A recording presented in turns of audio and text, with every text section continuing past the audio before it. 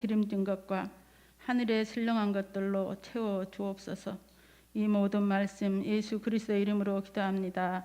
아멘.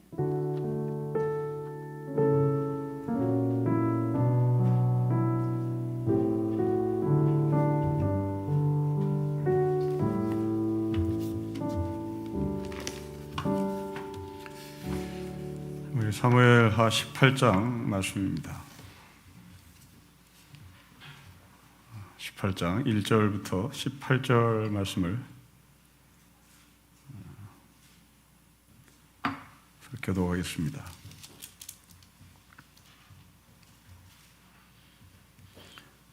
18장 1절부터 18절입니다. 본문이 좀 길지만 함께 교독하겠습니다. 이에 다윗이 그와 함께한 백성을 찾아가서 천부장과 백부장을 그들 위에 세우고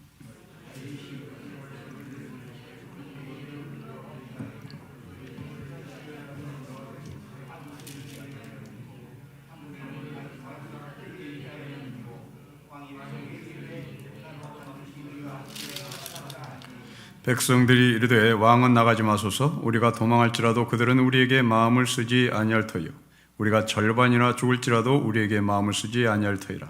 왕은 우리 10,000명보다 중하시오니 왕은 성읍에 계시다가 우리를 도우심이 좋나이다 아니라.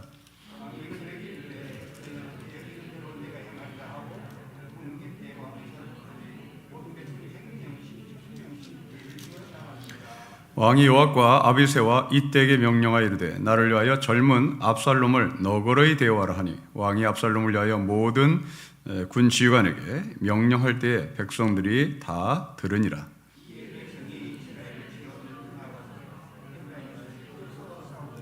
그래서 이스라엘 백성이 다윗의 부하들에게 패하매 그날 그곳에서 전사자가 많아 20,000명에 이르렀고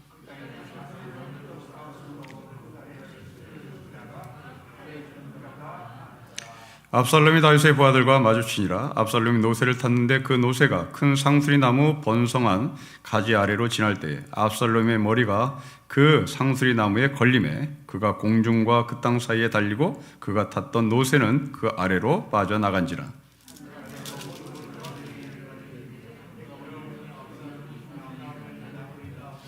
요압이 그 알린 사람에게 이르되 너가 보고 어찌하여 당장 쳐서 땅에 떨어뜨리지 아니하였느냐? 내가 너에게 은 10개와 띠 하나를 주었으리라 하는지라.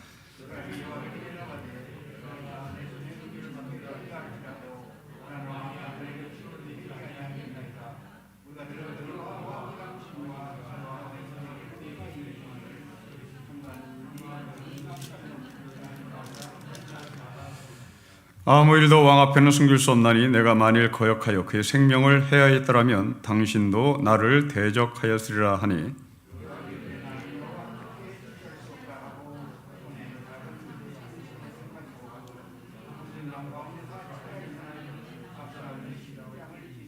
요압의 무기를 든 청년 10명이 압살롬을 에워싸고 쳐 죽이니라.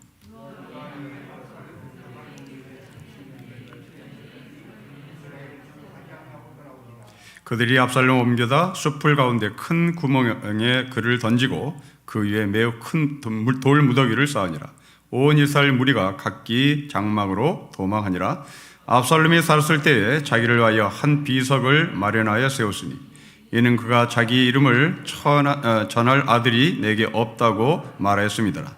그러므로 자기 이름을 기념하여 그 비석에 이름을 붙였으며 그 비석이 왕의 골짜기에 있고 이제까지 그것을 압살롬의 기념비라 일컫더라. 아멘. 자, 오늘 본문은 다윗의 군대와 그리고 다윗의 아들 압살롬의 군대와 전쟁하는 이야기인데요. 오늘 본문은 그 전쟁의 교과서와 같은 구조를 갖고 있습니다. 전쟁은 그냥 막무가내 하는 것이 아니라 준비 과정이 있어야 되는 것이고 그 준비가 끝난 후에 실전에 돌입해야 되는 것이고 그리고 전쟁이 끝난 다음에 그 전쟁에 대한 절대 모든 것들을 종합 정리하는 평가를 해야 하는 겁니다. 오늘 보면 이 세 가지의 내용을 그대로 담고 있는데요. 첫 번째, 이 다윗이 압살롬 군대와 전쟁을 치르게 하여 조직을 편성하기 시작합니다. 그것이 1절과 2절에 많습니다. 여러분 이 1절과 2절의 말씀을 보면 천부장과 백부장을 세우고 그리고 2절에 3개 부대로 분할을 했고 그 3개 부대에 지휘관들을 세웠습니다. 그 지휘관들은 요압 그리고 아비새 또한 이때라고 하는 사람을 사령관으로 세웁니다.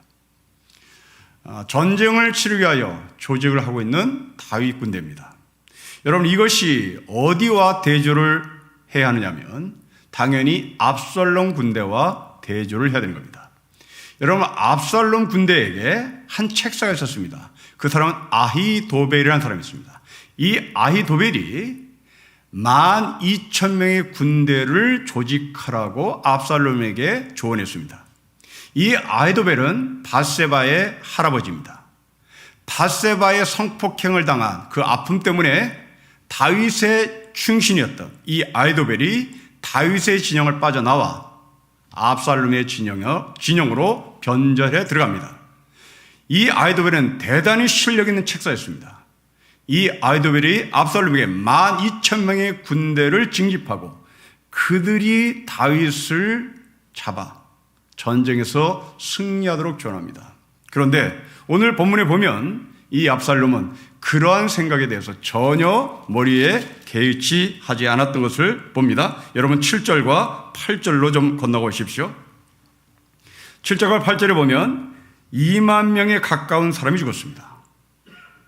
책사인 아히도벨은 12,000명이면 다윗을 잡을 수 있다. 이것이 아히도벨이 바라보는 전쟁의 예견이었습니다. 그런데 그 12,000명이 분명히 어떤 정예부대였을 텐데 지금 압살롬은 2만 명에 가까운 사람, 다시 말하면 이 사람 저 사람, 전쟁에 투입할 수 있는 모든 사람. 여러분 고대 시대의 전쟁은 출세입니다. 출세하고 싶은 사람 모든 사람 모여라. 그러니까 전쟁을 이기고 싶은 것이 아니라 전쟁에 돌입하는 숫자에 대한 관심밖에 없었던 거죠. 그들은 출세욕에 빠져있던 사람입니다. 두 번째입니다. 여러분 8절 말씀 보십시오. 무기로 인해서 죽은 사람보다 수풀에서 죽은 사람이 더 많습니다.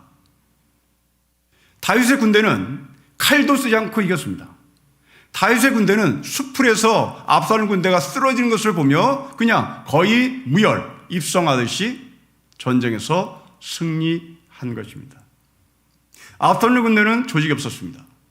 반면에 다윗의 군대는 조직이 있었습니다. 여러분 우리는 우리의 삶을 전쟁으로 표현합니다. 그런데 이 전쟁을 압살롬의 군대처럼 아무 생각 없이 산다면 그 인생은 끝난다는 말입니다. 여러분 인생은 전쟁입니다.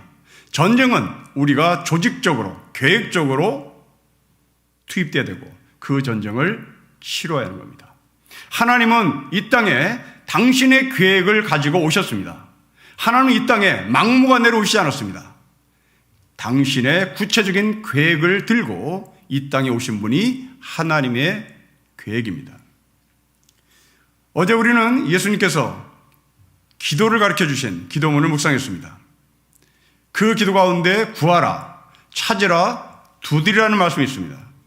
우리 한국교회 교인들은 이 구하라, 찾으라, 두드리라를 열심히 기도하면 되는 것으로 해석합니다. 천만의 말씀입니다. 여러분 구하라, 찾으라, 두드리라는 대단히 조직적입니다. 구하라가 뭡니까? 생각하라 이 말입니다. 찾으라 무엇입니까? 연구하는 겁니다. 생각을 기반으로 연구한 그것을 들고 이제 두드리는 겁니다. 결심입니다. 결단입니다. 그러나 우리는 이것을 분석할 마음도 없고 이것을 분석할 실력도 없으니 구하라, 찾으라, 두드리라 느끼는 그 느낌은 열심히 비나이다로 가는 것이죠. 예수님은 비나이다의 기도를 가르치지 않았습니다. 당신의 머리로 생각을 하세요. 그리고 그 당신의 생각을 근거로 연구하세요. 성경을 연구하세요. 그 성경에서 하나님의 계획을 봅니다.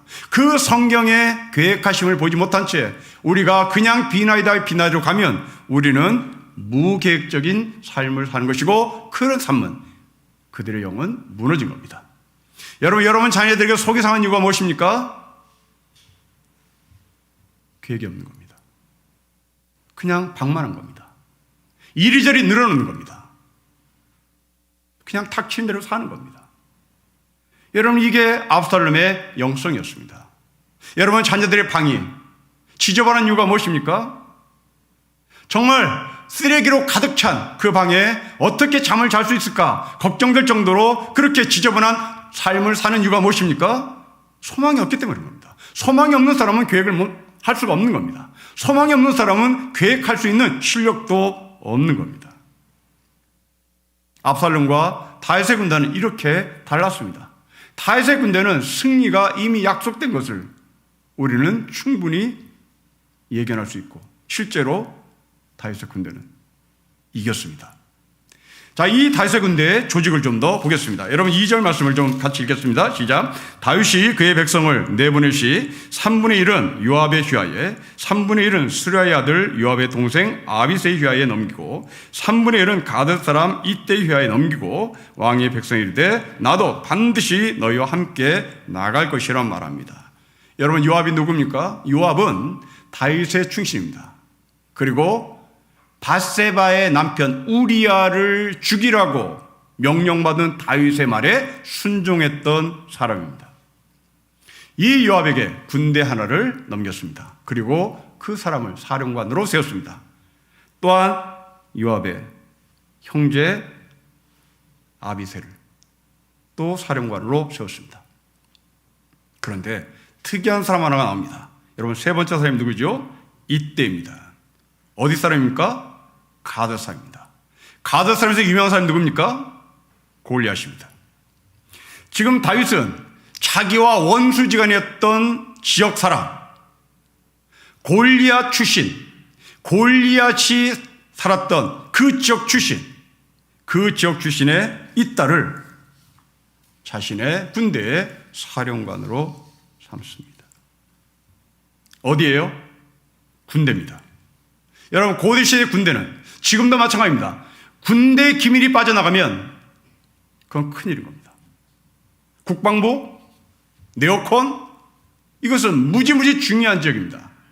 그러기에 어떤 누구도 이방인이 들어와서는 안 됩니다. 그런 그 전쟁의 기밀이 최우선인 그 군대에 사병이 들어가지 않습니다. 이때는 사병이 아닙니다. 사령관입니다. 여러분, 군대에 이렇게 이방이 있다는 것은 충격입니다. 우리나라 육군사관학교, 해군사관학교, 공군사관학교 외국 학생들이 입학을 합니다. 그러나 그들은 우리나라에서 우리나라 군사교육을 받지만 우리나라의 장교 계급장은 절대 주지 않습니다. 우리나라 군사기밀이 빠져나갈 것을 염려해서 그렇습니다.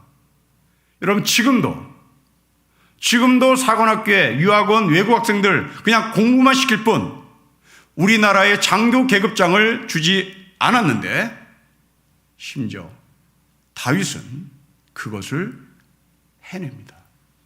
여러분, 이게 무엇을 의미할까요? 여기에 대한 영적인 의미가 있습니다. 다윗 왕국은 하나님 나라로 통칭됩니다. 다윗 왕국은 하나님 나라로 통칭되는 그 다윗 왕국에 이스라엘 사람들만 있는 것이 아니라 이방 사람 이때가 거기에 포함됩니다. 우리가 주일날 나눴던 안디옥 교회가 바로 이런 영성을 그대로 담았습니다. 한국 교회가 배워할 영성입니다. 우리는 4월에 항존직을 뽑습니다. 3월에 대통령을 뽑습니다. 여러분들은 학연으로 연결됩니까?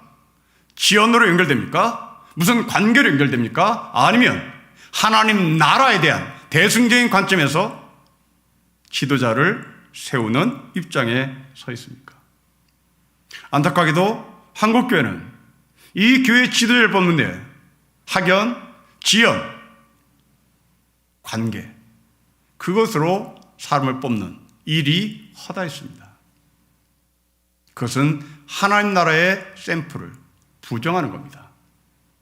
다윗의 왕국은 하나님 나라의 샘플의 모형입니다.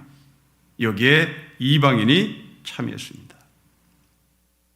이제 모든 조직이 완성되자 다윗은 그 군대 앞에서 훈시를 합니다. 여러분 2절 말씀을 다시 보십시오. 2절 하반부 보면 나도 반드시 너희와 함께 갈 것이라고 얘기합니다. 여러분, 이 말씀을 분석해 보십시오. 여러분, 군인입니다.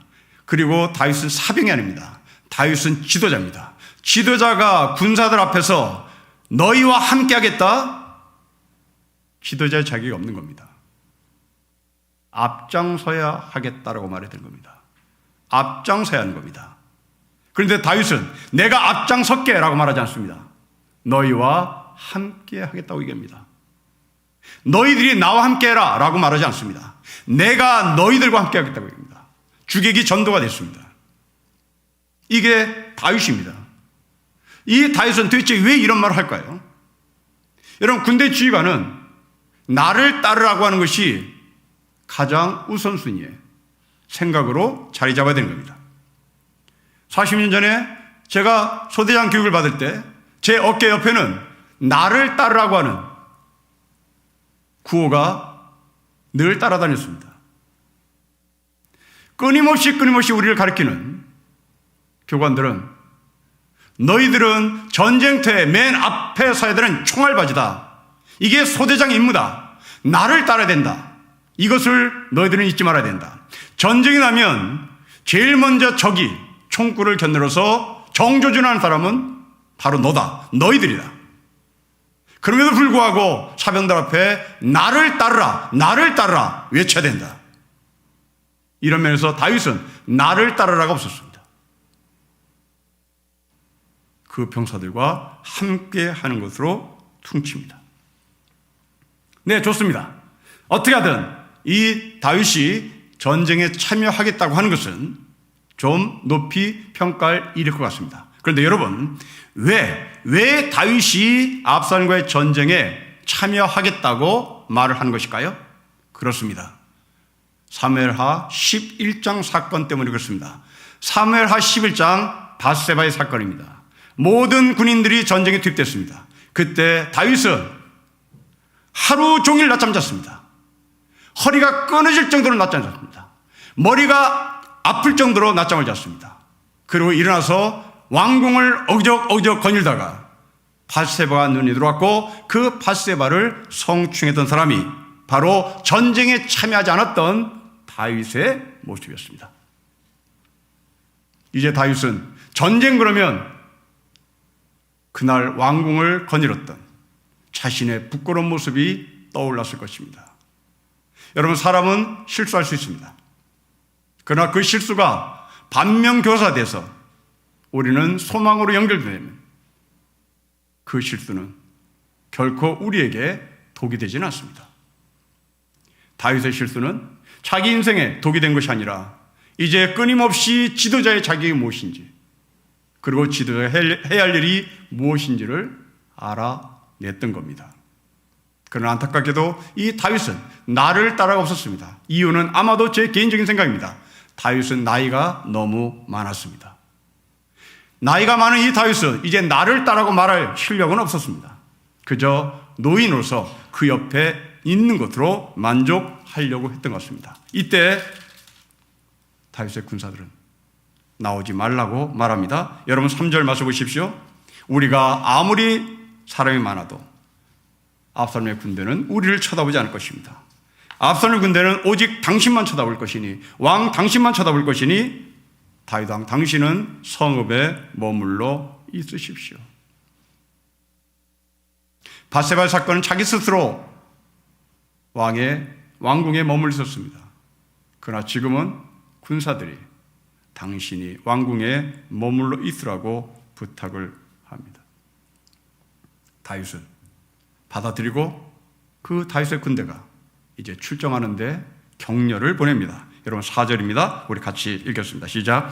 왕이 그들에게 이르되 너희가 좋게 여기는 대로 내가 행하리라 하고 문 곁에 왕이 섬에 모든 백성이 100명씩 1000명씩 대를 이어 지나갑니다. 대단히 멋져 보이는 출정식입니다. 거기에 다윗은 군사들의 어깨를 한 번씩 만져주고 잘 다녀오라고, 승리하고 돌아오라고 격려를 했을 것입니다.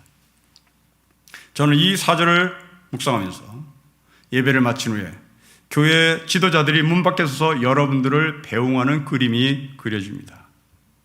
여러분들은 이 예배를 마치고 전쟁터 같은 세상으로 또 나갑니다. 주일날 예배를 드리고 여러분들은 월요일날부터 또 전쟁에 투입됩니다. 치열하게 싸워야 할 그 전쟁에 나가는 여러분들에게 교회 지도자는 서서 격려합니다. 위로합니다. 살아 돌아오라고 말합니다. 다치지 말라고 말합니다. 사탄에게 무릎 꿇지 말라고 얘기합니다. 세상에 항복하지 말라고, 투항하지 말라고 격려합니다.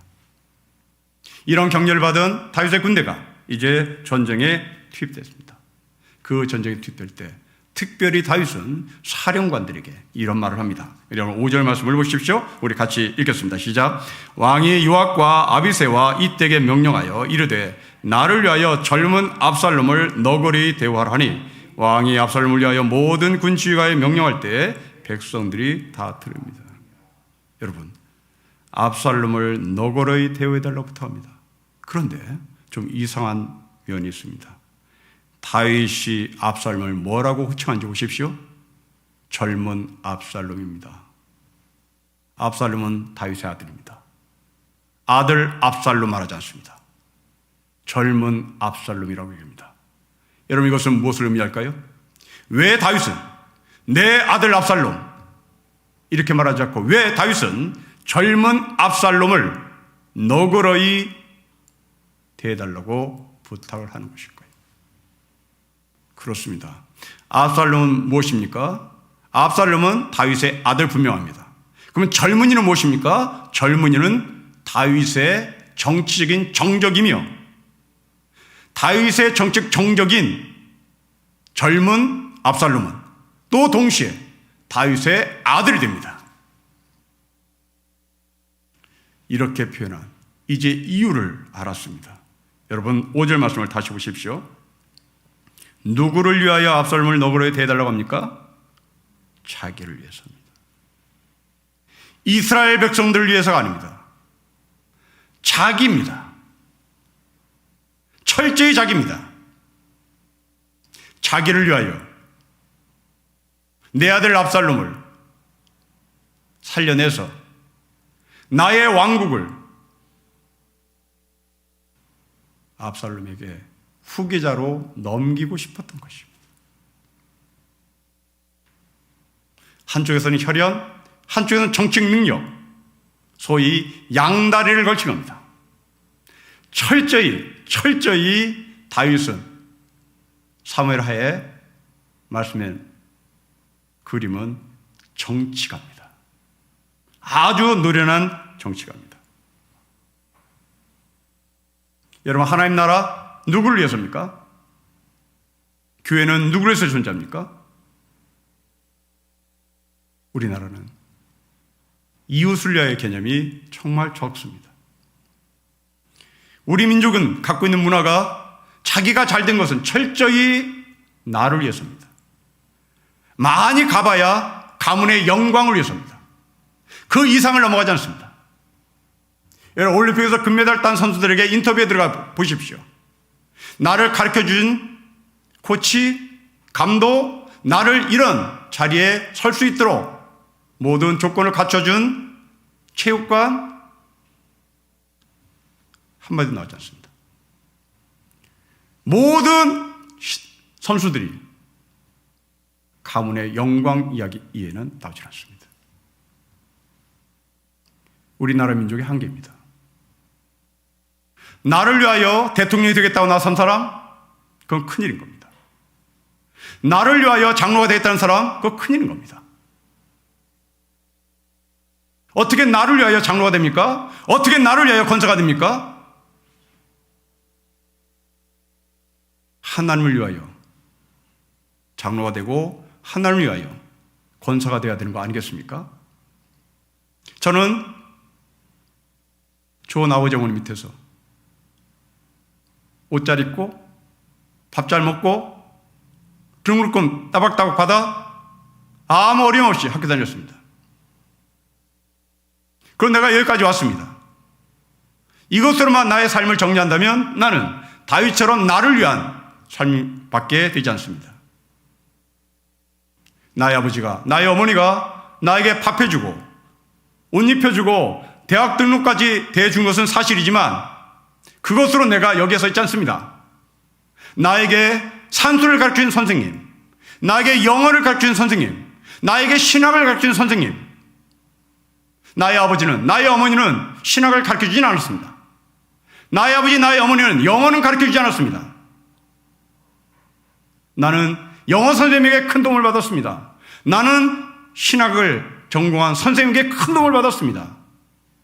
나를 위해서 있을 수 없습니다. 나의 모습은 가문의 영광을 위해 존재하는 것이 아니라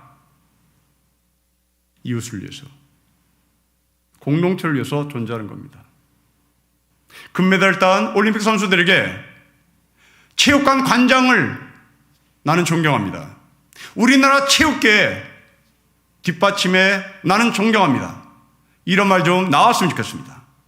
여러분들이 앞으로 누군가 장로가 되고 누군가 권사가 될 때 나를 권사로 세우신 하나님께 영광을 돌리지 마십시오. 그것으로 끝나지 마십시오. 나에게 한 표를 던져준 성도들에게 감사합니다가 나와야 되는 겁니다. 그런데 왜 우리는 나에게 표를 던진 성도들에 대한 감사는 없을까요? 그 성도에 대해서 관심이 없기 때문입니다. 그냥 천편일률적으로 하나님께만 영광을 돌리는 것으로 끝나는 겁니다. 아마도 우리는 인간을 이해하지 못한 차가운 사람일지 모릅니다. 여러분에게 표를 던진 성도가 계신다는 것을 기억하십시오. 나를 위하여 영어를 가르친 선생님이 있다는 것을 잊지 말아야 되는 겁니다. 나를 위하여 신학을 가르쳐준 선생님이 있다는 것을 잊지 말아야 하는 겁니다. 안타깝게도 다윗은 이스라엘을 위하여 압살롬을 너그러이 대해달라고 말한 것이 아니라 자기를 위하여. 이것은 보험 등고겠죠. 상황이 여의치 않으면 압살롬이 나를 보호해 주든지 압살롬을 보여준 대가로 내가 살 것이라고 생각했던 철저히 정치적인 계산 속에서 이런 말을 한 것입니다. 드디어 이제 이 압살롬 군대와 이스라엘 백성들, 다윗의 군대가 싸우기 시작합니다. 여러분 6절부터 15절까지입니다. 6절부터 15절까지 나타나는 보고는 압살롬 군대가 몇 명이 죽었는지 사망자 숫자를 보고합니다. 두 번째로 압살롬이 부상당한 모습을 보고합니다. 세 번째로 압살롬이 요압의 손에 의해서 죽임당한 것을 보고합니다. 자, 첫째로 2만 명 가까운 사람들이 죽었다고 얘기합니다. 여러분 왜 이렇게 많은 사람이 죽었을까요? 왜 이렇게 많은 사람이 피 흘려 죽음을 당할 수밖에 없었을까요? 1차적으로 압살롬의 무능력입니다. 압살롬의 무계획입니다. 여러분들의 자녀가 잘못되는 것은 여러분들의 무계획일지도 모르겠습니다. 지금 압살롬의 무계획이 2만 명에 가까운 사람이 죽었습니다. 그런데 원인은 압살롬에게 있지 않습니다. 더 거슬러 올라가십니다. 더 거슬러 올라가면 이 사람들이 죽은 근본적 원인은 다윗 때문입니다. 다윗이 밧세바만 범하지 않았더라면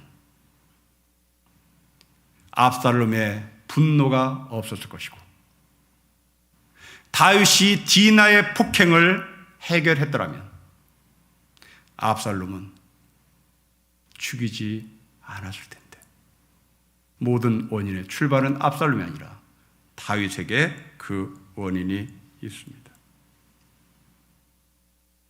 지도자를 잘 만나는 것은 양들에게 있어서 그 사람들에게 있어서 큰 복입니다.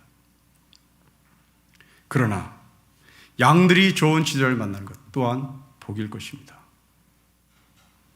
다윗은 지도자입니다. 다윗은 지도자계의 공적인 사람입니다. 공적인 다윗은 개인의 자유와 즐거움을 위하여 그 권력을 사용했습니다. 전쟁터에 나가야 할 의무와 책임이 있음에도 불구하고 왕궁을 거니며 밧세바를 폭행했습니다. 거듭 말씀드립니다. 사울의 장로를 뽑습니다. 여러분들은 공인입니다. 여러분들은 공인입니다. 사적인 사람이 아닙니다. 사적인 자리로 자리매김을 했을 때 그 사람은 반드시 교회에 문제를 일으킬 수밖에 없을 것입니다. 그 사적인 것이 무엇입니까? 감정입니다. 관계입니다.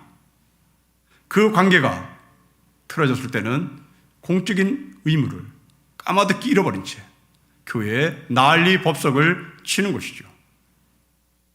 그러나 공인의식을 갖고 있는 사람은 자기의 감정 스스로 정리합니다. 관계에 깨져도 어쩔 수 없는 겁니다. 공인은 공인으로서의 길을 가야 하기 때문에 그렇습니다. 다윗은 그런 공인의 의식이 없어 이렇게 2만 명에 가까운 사람이 사망했습니다. 그 중에 압살롬이 부상을 당했습니다. 여러분 9절 말씀 보십시오. 우리 9절을 같이 읽겠습니다. 시작. 압살롬이 다윗의 부하들과 마주치니라. 압살롬이 노새를 탔는데 그 노새가 큰 상수리 나무 번성한 가지 아래로 지날 때에 압살롬의 머리가 그 상수리 나무에 걸림에 그가 공중과 그 땅 사이에 달리고 그가 탔던 노새는 그 아래로 빠져나갔습니다. 머리가 상수리 나무에 걸렸습니다. 여기서 이 머리는 머리가 아니라 머리카락을 말합니다. 여러분, 머리카락이 압살롬의 것은 어떤 의미입니까? 사무엘하 14장에 압살롬의 머리가 장발이었고 그 장발인 압살롬의 머리는 많은 예루살렘의 여인들에게 큰 매력으로 다가왔던 그 머리카락입니다. 압살롬에게 브랜드였습니다. 압살롬에게 랜드마크였습니다.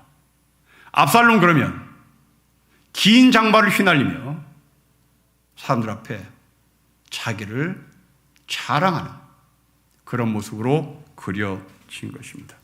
그런데 그 머리카락이 상수림에 걸려서 대롱대롱 매달려 있었습니다. 여러분, 제가 학교 다닐 때 저희는 미용실에 가는 것을 대단히 어려웠던 시대입니다. 그러나 그때 미용실을 자유자재로 더 신나게 드나들었던 친구들이 있습니다. 그들은 장발족들이었습니다.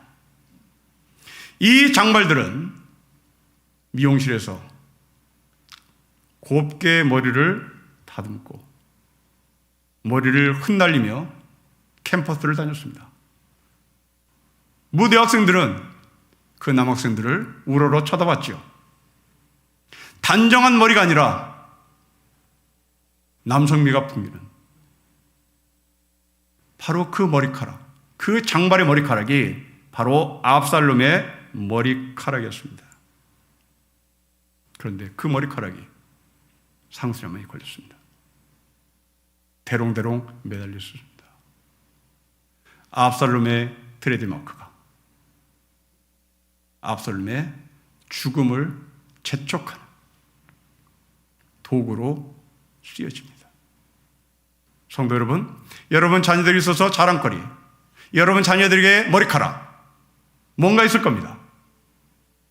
그러나 무계획 없이, 계획 없이 무계획적으로 사는 사람들, 그들은 압살롬의 머리카락이 상수리나무에 걸리듯이 그것은 여러분의 자녀들에게 더 큰 해를 가져다 줄 수 있다는 것을 기억하십시오. 내 아들은 공부를 잘하니까 이 공부로 승승장구할 것이다. 압살롬이 그랬습니다.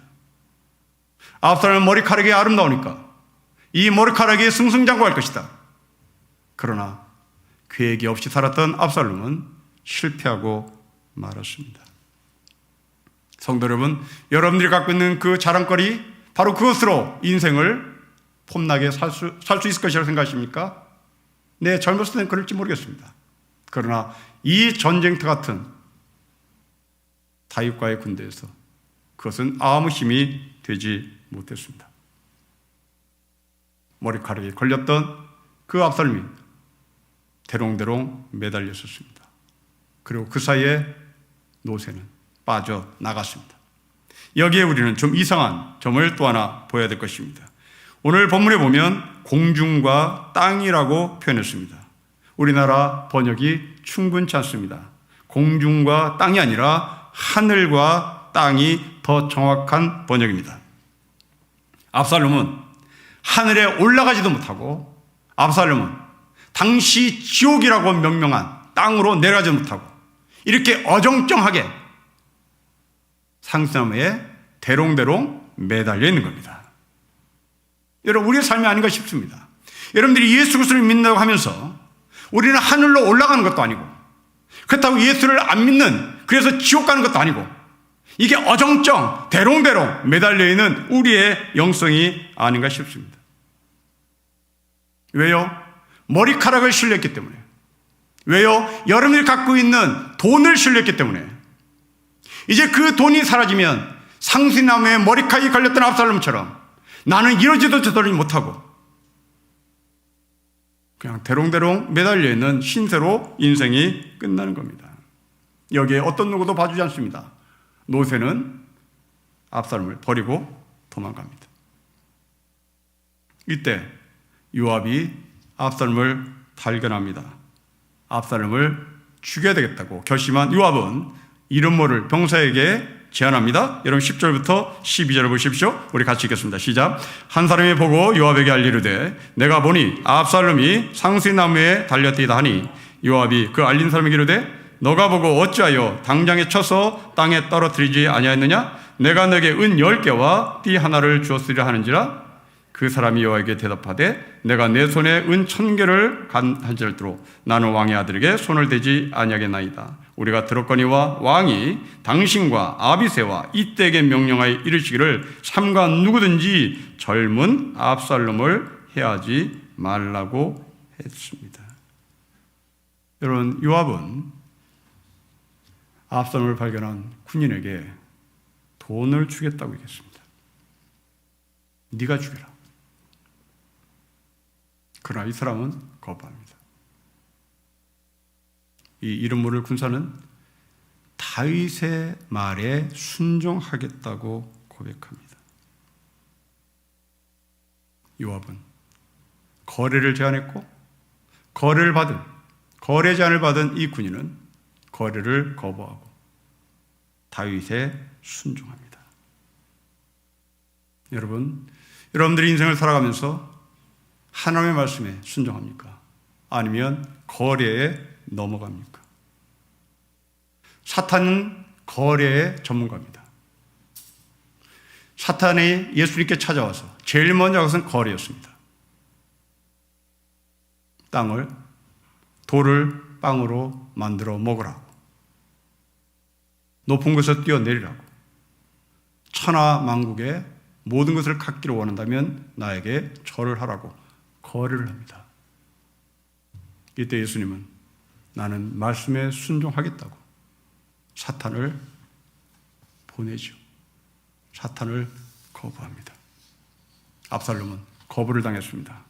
그래서 직접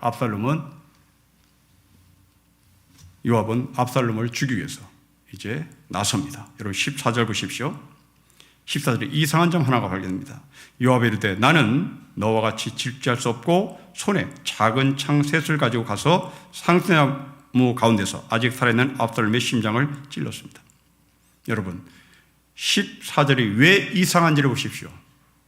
요압은 1등병 아닙니다. 요압은 사병 아니에요. 요압은 사령관입니다. 사령관이 지금 뭘 들고 있습니까? 작은 창 셋? 이거 이상한 겁니다. 정말 예리한 칼을 들고 있어야 되는 겁니다. 장군도를 들고 있어야 되는 겁니다. 이순신이 들고 있는 그 장군도를 들고 있어야 되는 겁니다. 그런데 왜 요압은 장군도가 없이 작은 창 셋? 이게 원문에는 작은 창 셋이라고 기록된 것이 아니라 나무로 만든 창입니다. 나무로 만든 창을 누가 들고 있습니까? 사령관이 들어야 됩니다. 이게 왜 사령관입니까? 사령관은 이런 창을 들 수가 없습니다. 왜 그랬을까요? 왜 요압은 자기의 장군도를 보여주지 않고 나무로 만든 창을 들고 요압을 찔렀을까요? 저는 양다리 걸친 요압이라고 봅니다. 이 사람 또한 정치가입니다. 여러분, 정치가들은 팩트를 절대 말하지 않습니다. 정치학에서 제일 먼저 공부하는 것은 너희가 정치가 되려면 정확한 얘기를 하면 안 된다. 이것이 정치학에서 배우는 정치가의 첫 덕목입니다. 다시 말하면 1 더하기 1은 2다. 이건 절대 정치가 해서는 안 되는 겁니다. 1 더하기는 2다. 이것은 정치가 해서는 안 되는 말입니다. 그러면 정치는 어떻게 말해야 되나? 1 더하기 1은 3보다 작다. 이게 정치의 말입니다. 지금 이 요압은 양다리를 걸치는 겁니다. 어떤 양다리요? 젊은 압살롬. 이 젊은 압살롬이 어디에 무게중심을 둘지 몰라. 이게 아들의 무게중심을 둬야 될지, 정치가인 젊은이의 무게중심을 둬야 될지 요압은 헷갈렸던 겁니다. 그래서 양다리를 걸쳐 자기의 장군으로 압살롬을 죽인 것이 아니라 살짝 찌른 겁니다. 대신 누가 죽입니까? 여러분 15절 말씀 보십시오. 요압의 무기를 청년들이 들고 있었습니다. 요압의 장군들을 다른 사람이 들고 있었습니다. 책임을 넘기는 겁니다. 양다리 걸치는 자들의 특징이죠. 다윗도 양다리, 요압도 양다리. 바로 우리가 현실에서 맞닥뜨리는 우리의 모습이기도 합니다. 여호수아는 말했습니다. 너희는 하나님을 택할지 바알을 택할지를 분명히 말하라고 얘기합니다. 그리고 나와 우리 집은 여호와 하나님을 택하겠다고 결심합니다. 성도 여러분, 세상을 살아가는 데는 양다리를 걸쳐야 된다고, 이것이 지혜로운 사람이라고 말할 것입니다. 그러나 하나님 나라의 삶은 양다리가 아닙니다. 하나님 나라의 삶은 원칙입니다.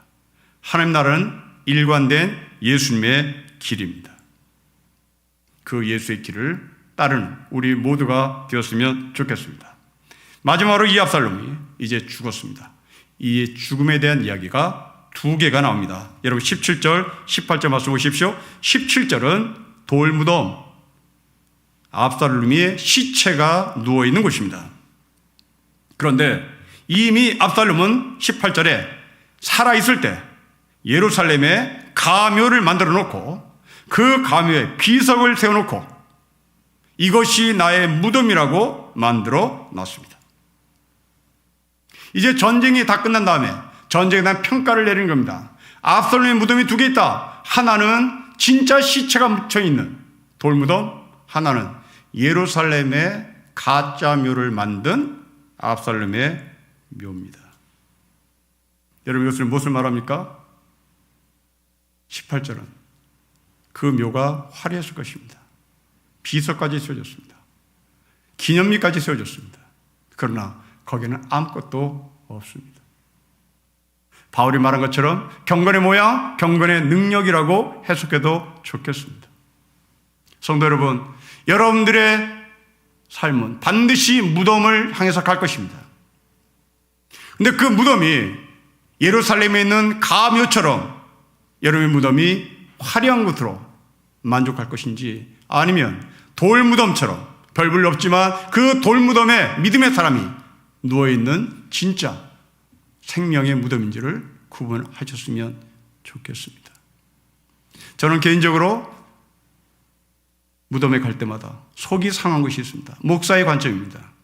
비석에 보면 장로 누구누구, 권사 누구누구, 목사 누구누구를 여기에 누워 계시다고 비석에 새겨져 있었습니다. 저는 못마땅합니다. 여러분, 목사는 무엇입니까? 목사 신분 아닙니다. 목사 직분입니다. 목사 라이센스입니다. 장로 라이센스입니다. 권사 라이센스입니다. 성도 여러분, 라이센스 들고 천국 갑니까? 아닙니다. 천국은 라이센스로 가는 것이 아니라 신분으로 갑니다. 여러분, 아이디 카드가 있습니다. 주민등록지입니다. 라이센스가 있습니다. 운전면허증입니다. 운전면허증은 라이센스입니다. 주민등록증은 아이디 카드입니다. 우리는 아이디 카드로 천국을 가는 겁니다. 그 아이디 카드는 성도입니다. 그런데 안타깝게도 한국계 교인들은 무덤에 라이센스를 기록합니다. 직분을 기록해요. 신분을 기록해야 되는 거 아닙니까? 신분, 아이디 카드를 기록해야 되는 거 아닙니까? 그 아이디 카드는 성도라는 거 아닙니까? 아니면 그리스도 안에서 형제, 그리스도 안에서 자매라고 말해야 될 거 아닙니까? 그런데 왜 우리는 장로란 이름을 씁니까? 왜 직분을 기록합니까? 경건의 모양 없는 거죠. 경건의 능력이 없는 겁니다. 경건의 모양만 있는 겁니다. 생각 있으신 여러분, 세상 떠날 때 유언하십시오.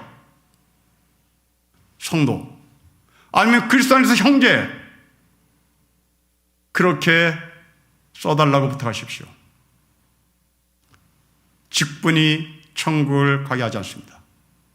신분이 천국을 가게 합니다. 18절은 그럴듯함이었지만 꽝이었습니다.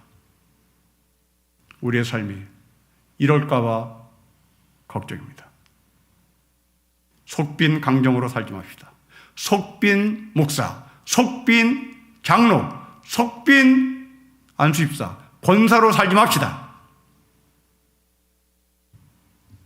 우리가 누워서 이 땅에 하직할 때 우리의 신분이 성도이기에 천국을 가고, 우리의 신분이 성도이기에 주 예수 그리스도 안에서 부활하는 하늘의 언약 속에 사는 저와 여러분이 되시기를 주의 이름으로 축복합니다.